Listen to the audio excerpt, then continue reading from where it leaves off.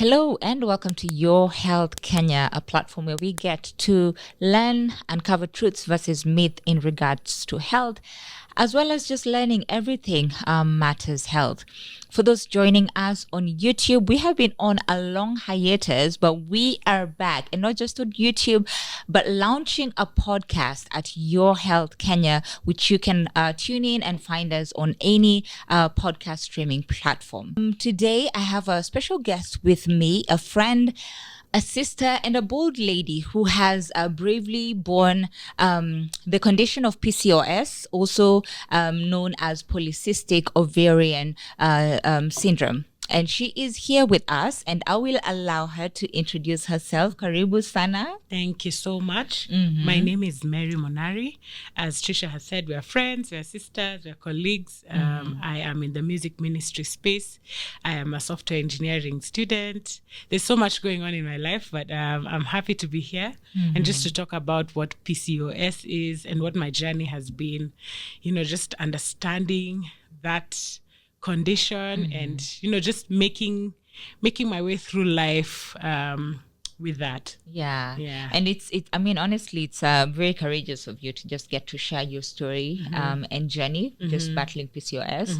And perhaps I can begin by asking you to probably just share with our audience what PCOS is and just your journey through that. Yeah. Okay, so we've just heard that PCOS stands for Polycystic Ovarian Syndrome. And there's a reason as to why it's called a syndrome, Trisha, because, and not a disease, it's because the symptoms present differently for different people. So basically, in a woman's menstrual journey, in your regular, and I'll be particular with the words that I'm mentioning because this is what I've found out so far. So a woman is likely to, post-adolescence, is likely to go through a regular cycle between adolescence and before menopause. So you would ideally go through a regular cycle with breaks in between of about 28 to 31 days. Some studies say it could be less, it could be more, but then there's a sense of a regular monthly, that's why we call it a regular monthly cycle. So in this cycle, from the science we know is that once your egg reaches maturity and your uterus lining is ready, ideally ready to receive and prepare for a baby, that egg will travel down from the ovary all the way to the uterine lining, ready to meet a sperm and be fertilized in plantation, etc. But then when that doesn't happen, the egg and the lining is shed into what we call a monthly period. So with polycystic ovarian syndrome, eggs do not grow to full maturity in order to travel down. So in your ovary, you will present with many cysts. So you'll have cysts that develop. These are immature eggs that have they've gotten stuck somewhere and they will linger there for some time. So many women with this condition have symptoms such as the presence of multiple cysts in their ovaries, and because of that, an irregular menstrual cycle. Coupled with that is when you do have a menstrual cycle, it could be very heavy and prolonged. Remember, your uterine lining has been preparing itself for something to come, and nothing has been coming. So the day your uterine lining decides to shed, it could be a lot that's being released from your body. A lot about PCOS is tied to your hormone levels in your body. So many women with a PCOS diagnosis also present with elevated androgen levels. Both men and women have androgens in their body, so like testosterone, such like hormones. But then women with a PCOS diagnosis have higher than normal levels for a female. So with that, then you'll have physical symptoms that accompany that hormonal imbalance.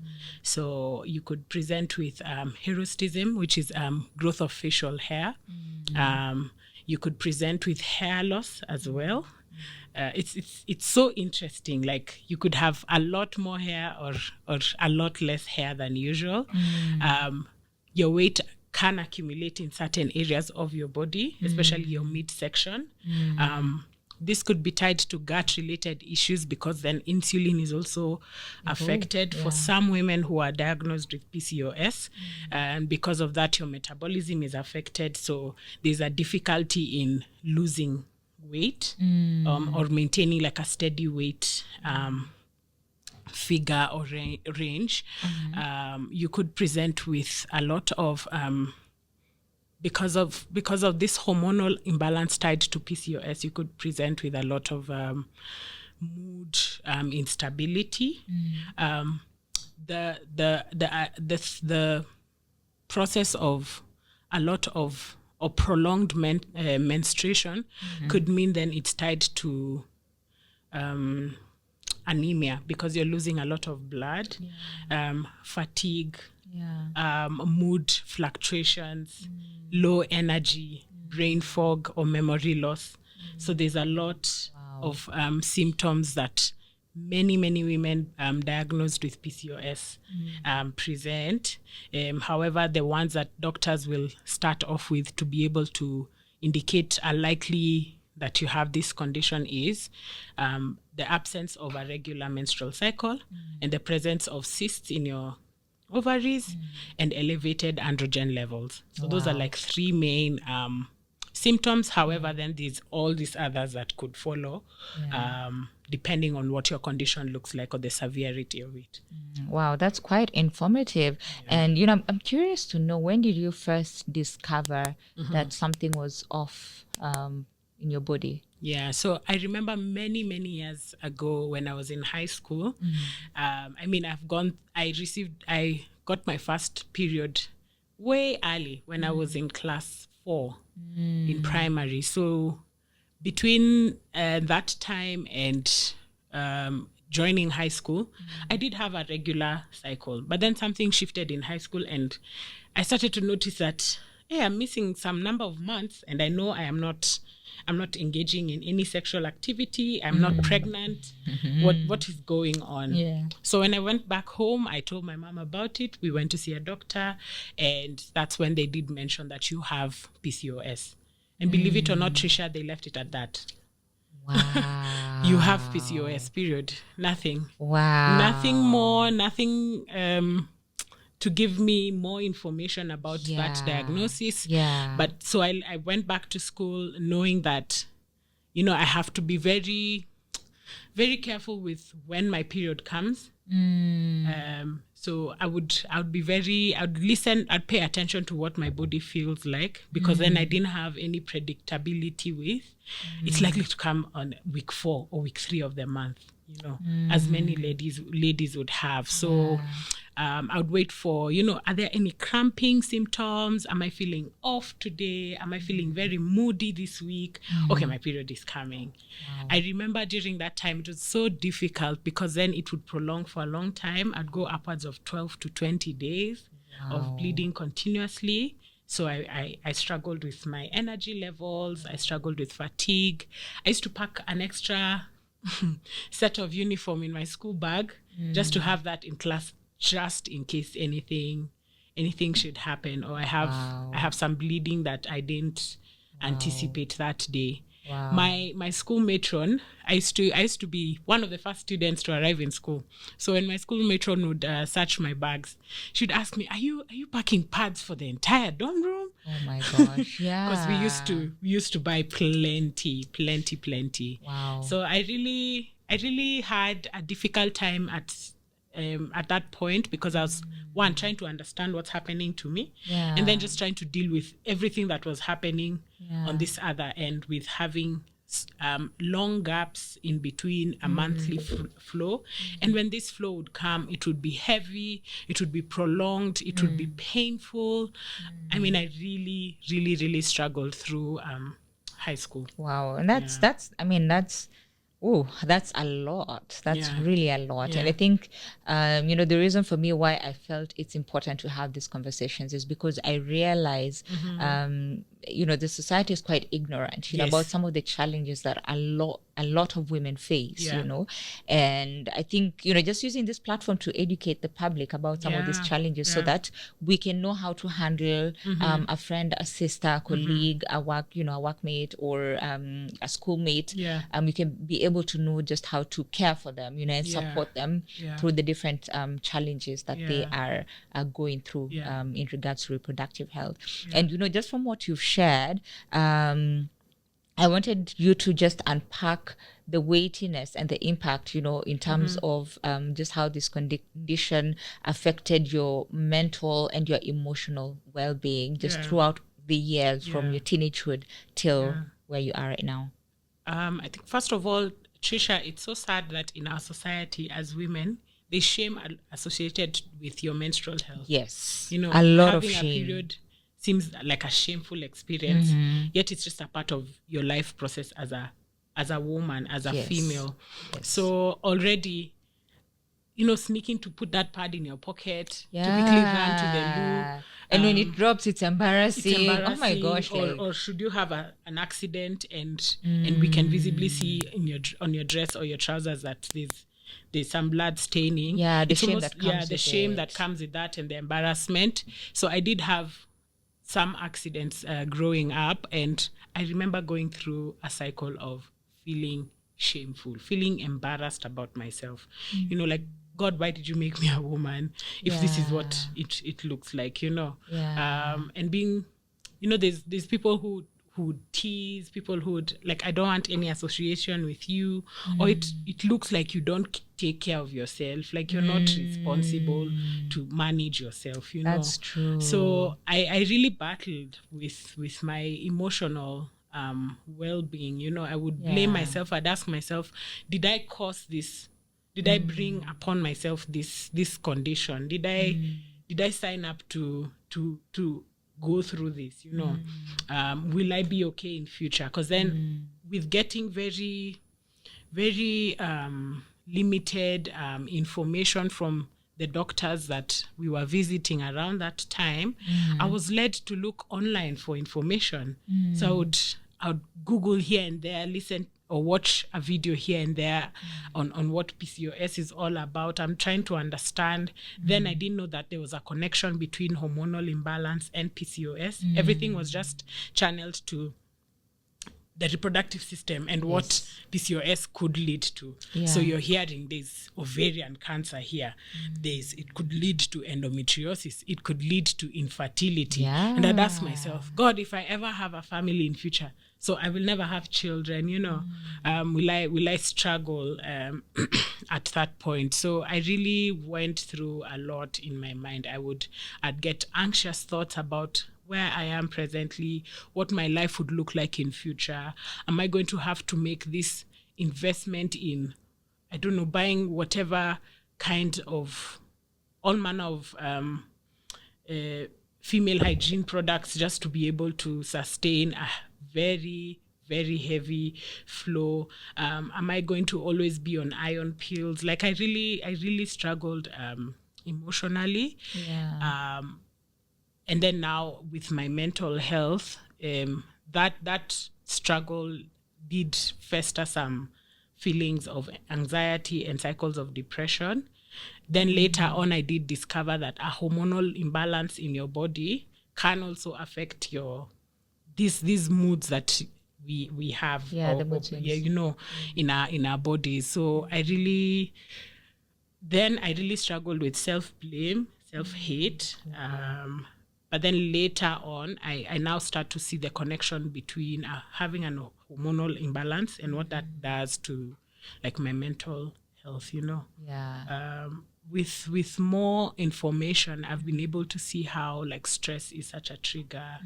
I know what would lead me to like a low mood, so then I'm able to combat that. Then it's not a cycle of like depression, then anxiety, then depression, then anxiety, but it took a whole journey of learning and growth to come out of that that space of feeling like broken, helpless, no cure. How do I live with this? Yeah. Is this manageable? Yeah. You know, Worrying about your future. exactly. Wow.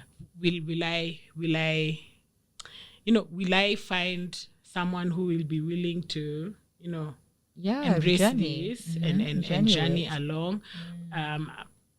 It was a lot. I didn't talk about this much with my closest friends early on until much later, and they were willing to, Support you and embrace you, and whatever you need, we will we'll be around you. We'll circle ourselves around you. So it was such a journey. It was low down there several years back, but now we're in a better place. Wow. I mean, that's heavy, and I think it's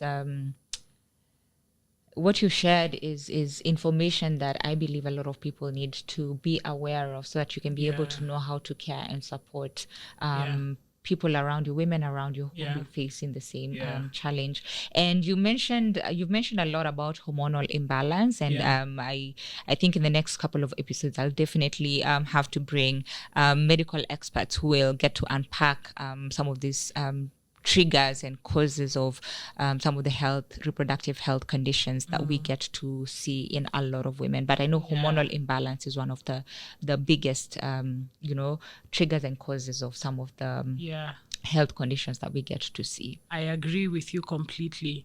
Early on, many of the doctors I saw would prescribe birth control as a way of, this will clear your symptoms, you will have a regular cycle, in future you'll be able to give birth to as many children as you'd like, so long as you're on this pill, so long as you're on this birth control program. And we sat down with my mom and I asked, is it necessary? I mean, I'm not engaging in any sexual activity right now. Is this unnecessary? But also, the prolonged effects of using contraceptives, And so I think weighing both. So none of these doctors were able to be honest with, these are the side effects of taking 1 to 3 plans. Yes. I had to dig in and do some research as to what does a PCOS diagnosis and a birth control treatment look like. And the feedback and the information I was finding was very, very, very, very interesting. I mean, a birth control pill simply serves to mask the symptoms and means that you're dependent on this thing for the rest of your life or for a very long period, ignoring the side effects that would come along or the consequences of, doing such a prolonged treatment for over time and what that does to your body. And I wondered to myself, is that the best solution out there? Then I came to an awareness that many experts in the medical field are also just trying to grapple their mind around PCOS. They don't even understand it fully themselves. Not just PCOS, quite a number of reproductive health conditions. Very true. So when I found out that, then I knew, my answers don't lie with a doctor who's prescribing birth control. We have to dig in further. I love that. I love that because I think for me, one, having a background in health, but besides that, especially having lived in Kenya for quite some time, I realized that here in Kenya, you really have to be your own personal advocate. Go in to take, or is it the patient's well-being at the end of the day? Yes, and in the long run. And in the long run, I was lucky to find one doctor who who told me the truth. Mary, this is a journey. Yes. This is a journey that you will take. Let's look into management. Let's take it step by step. I love that because let's have a full panel of tests done for you. I had never seen that before. All that was done previously was we'll take your hemoglobin levels and we'll take your blood test and we'll do an ultrasound and we're great. And then we'll prescribe the iron tablets, we'll prescribe all the medication that is needed, and which was leading me to my next question. How have you explored treatment for PCOS and what has worked for you, and not just in terms of medicine but also lifestyle changes, self-care, and even just the place of community, because you mentioned about having your friends, your circle, and your family rallying around you, supporting you in this, what you called a journey, and not, one-time medication and then it's over. Yeah. So that experience with that doctor, and them mentioning that this would take a journey, and that whatever the diagnosis you have is very layered, opened up a lot for me. So management has looked like so many things, which is one, being able to address specific things that were gonna become life-threatening. Say, for example, getting my iron levels up, Yes. and having medication to that. We noticed that my PCOS diagnosis is directly linked to insulin resistance. So we have a management panel that's around insulin.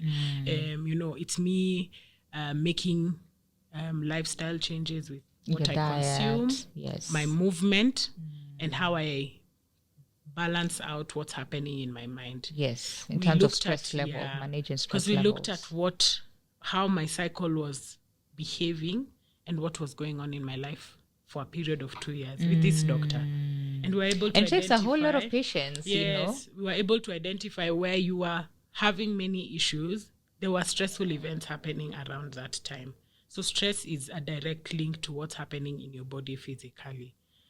How are you able to manage that stress? That, life brings us so many things that are out of our control, but how are you able to manage dealing with stress? It's finding wholesome food, food that is of nutritional value. So then I'm not dependent on medicine as a supplement, but on what I am consuming. Yes. How I am moving, I sat with, I consulted a nutrition expert and fitness instructor, and these guys were able to help advise me that, slow weighted movement is much better for you than high intensity. The cardio and the insanity workouts, because that is raising your stress level in your body. I'm not saying this is for everyone. Yes. Because then a PCOS diagnosis is so specific because of the range of symptoms that you present. Meaning that the treatment could be also very specific. Yes, the treatment could be specific, is supposed to be specific to each person. I looked through testimonials of people who went like the holistic path of treatment, and how their management has become much easier.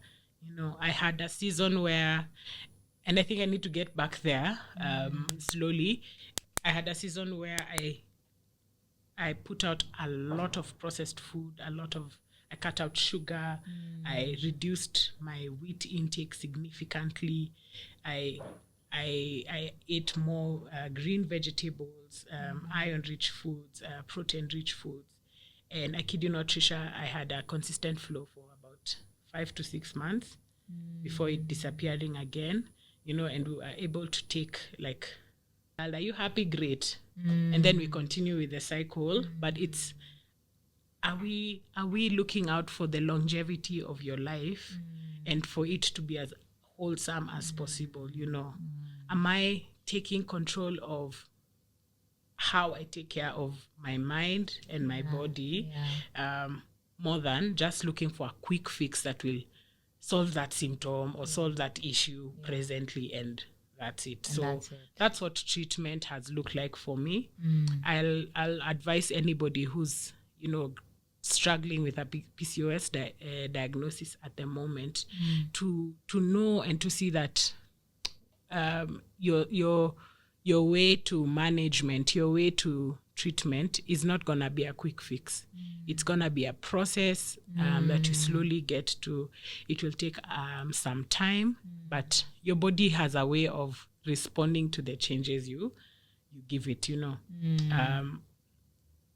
It could be treating the gut related, because there's PCOS out of gut related symptoms.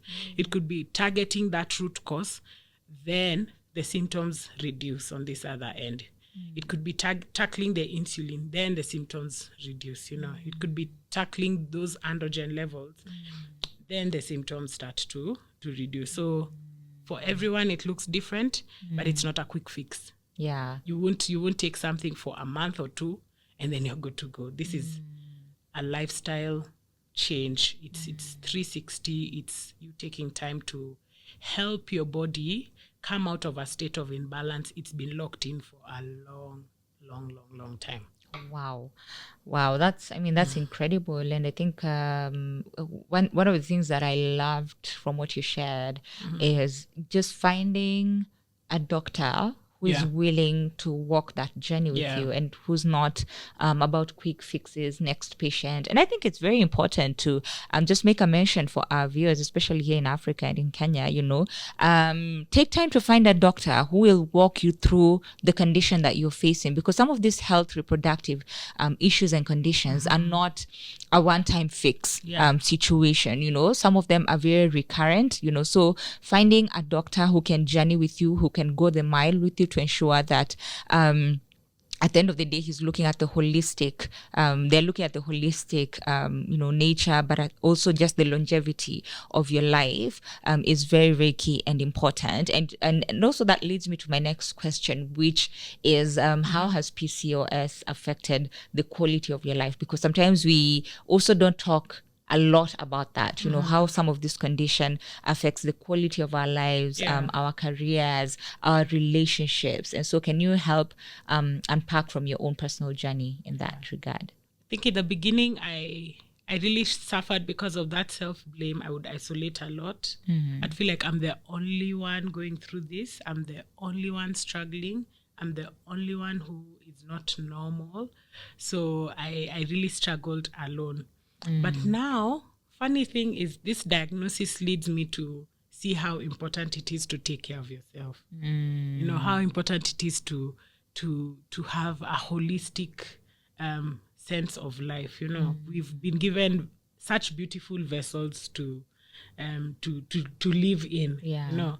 How now I'm at a place where I am constantly looking for ways I can be able to take care of my mind and my body in better ways.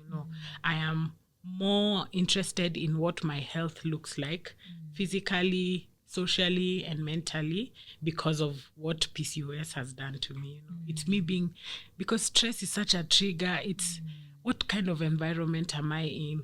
How do I set up myself for work? I love plans. I love planning myself. Lack of a plan, that's haphazard for me. I cannot deal with that. So how am I able to just set up myself for success in that way? And then also just anticipate the realities of life, because not everything goes our way.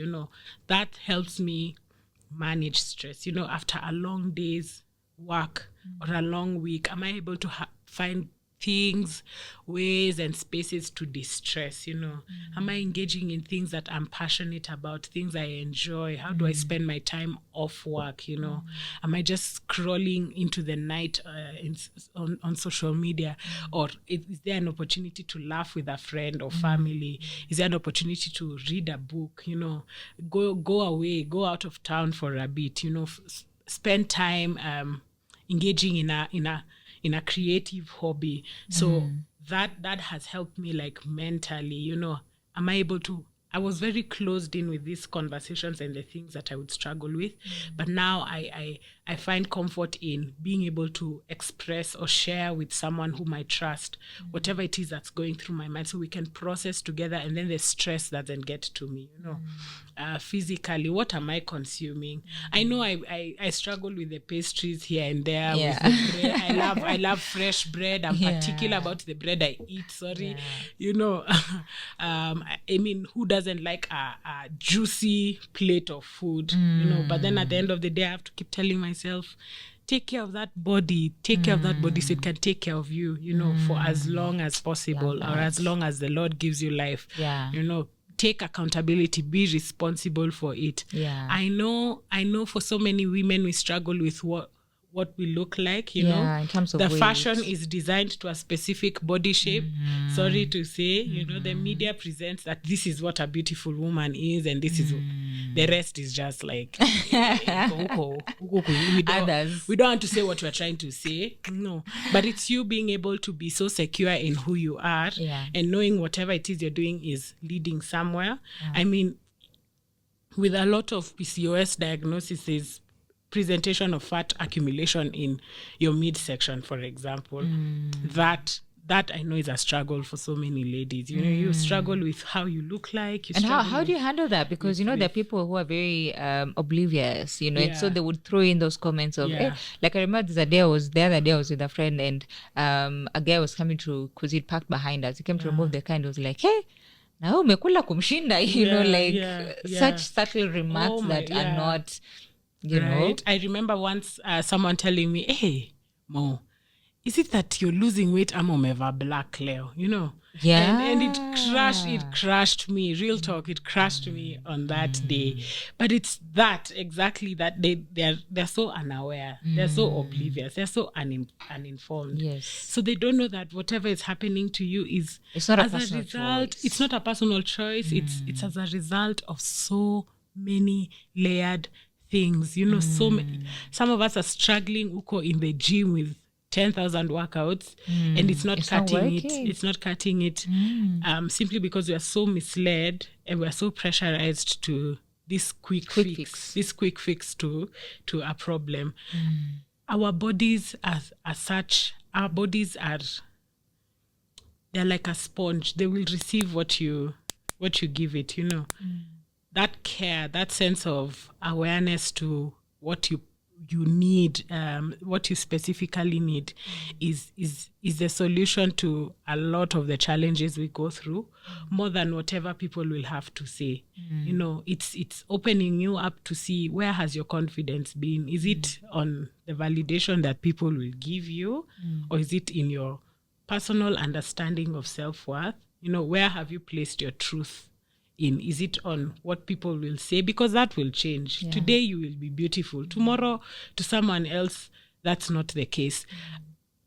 As a lady, as a woman, do you have a proper understanding of your identity, of your value, of your self-worth, of who you are, of who you've been called to be, of what your body is, and how to take care of that body that you have been given? Or are you dependent on what people have to say, people around you have to say, or what you even tell yourself, then as like the standard for how you see yourself? So that, taking that journey, I'm passionate about mental health, and because of what I've gone through with PCOS and many other things. So it's taken a journey to get to where I am, to where my self-worth and identity is not based on my health diagnosis or the image people see me as. And I love that.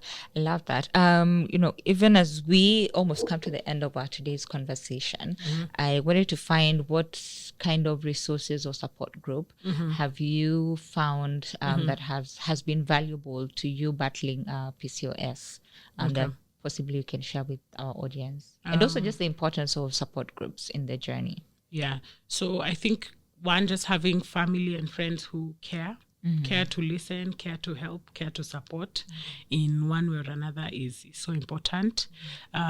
Two is online. I've come across some steady information resources that have been so beneficial to me in terms of just getting more information on the science behind PCOS and hormone balance, hormone health support.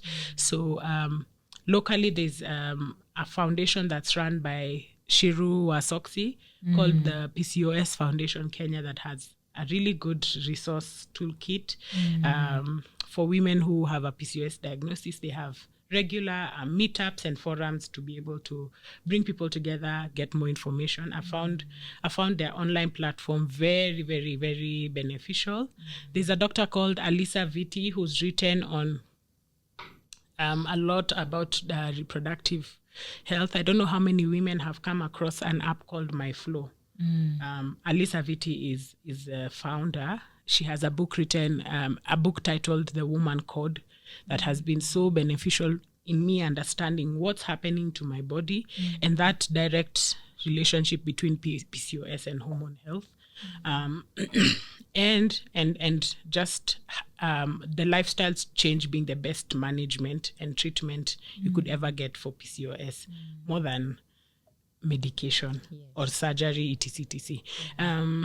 Then there's a lady called Rachel Ost. She's a nutrition and fitness expert from Australia, whose content I have followed for a long time. She had a PCOS diagnosis. And we'll get to share some of that in the links. So that just being able to follow her journey to management and treatment, and the tips that she's able to share have been so beneficial to me. So I keep this information from different sources somewhere.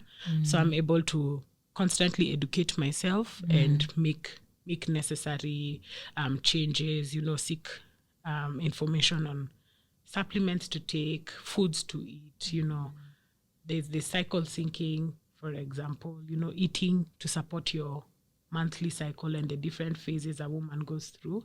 I think an expert can be able to share more insight into that, your follicular phase, your luteal phase, etc. Because then our bodies respond differently or crave different things, or ask for support in different phases of our menstrual or rather of our monthly cycle. So just having an awareness of what's happening to my body and how whatever I do directly affects my body has been so important. And being able to have the courage or the boldness to talk about it with the people around me, I'm off having certain foods at this point, I have to block out this time for physical activity or for my emotional well-being. So having people who support you is such a resource for anybody with a PCOS diagnosis. Wow. That's incredible. And finally, as we land this conversation, what would you say, what advice would you share with someone who is battling PCOS or a similar condition? Okay. I think I would advise you to, one, keep calm. It's not the end of the world. Your diagnosis is unique to you, and you can be able to find all the help you need if you take the journey of knowing it's a process. It will take a process, one step by step. Don't look for a quick fix. Don't look for a quick manage your PCOS condition. Yeah. Wow. What a way to land this. And thank you, Mary Monary. I think I personally believe that it takes a whole lot of courage to just get to openly and bravely have these conversations, to just make the public aware of how they can support us in this journey. But I appreciate you and thank you so much. Thank you, Trisha. All right, our viewers, thank you so much for tuning in. What an amazing episode we've had, having conversation around PCOS. And I believe that a lot of women out there are struggling with different reproductive health conditions, and particularly in regards to our menstrual cycle, and who are afraid to speak up and open up about the challenges that they are facing. But I do hope that from today's episode, you've gotten a bit of courage, a bit of boldness to, talk about the challenges or the condition that you are facing and be able to get the right help and just look for a wholesome, health management treatment instead of a quick fix. I think for me, that's one of my biggest takeaway from today's conversation, and just taking care of your body, even as you find and explore ways of managing whatever condition you are facing.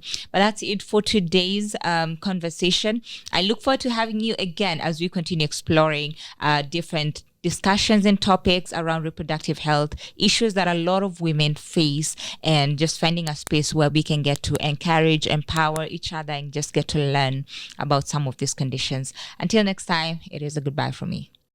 Let's first look at the scenario. A lady walks into the office, and when I look at her, I can tell she's struggling with acne, pimples. I look very carefully, and I see that she has a mustache, slight, or she's struggling with hair here. Okay, she sits down and tells me she's having problems with her periods. They come 2 to 3 times a month, or sometimes They can skip 2-3 months and come and they're very heavy, or 6 months and they're gone and they come back. And she's not around the age of menopause. When I look a little closer, I realize she tells me from history, Doc, and I'm putting on weight. And it seems to be all up here. I'm top heavy. And I'm eating irresponsibly. Hormonal imbalance has struck.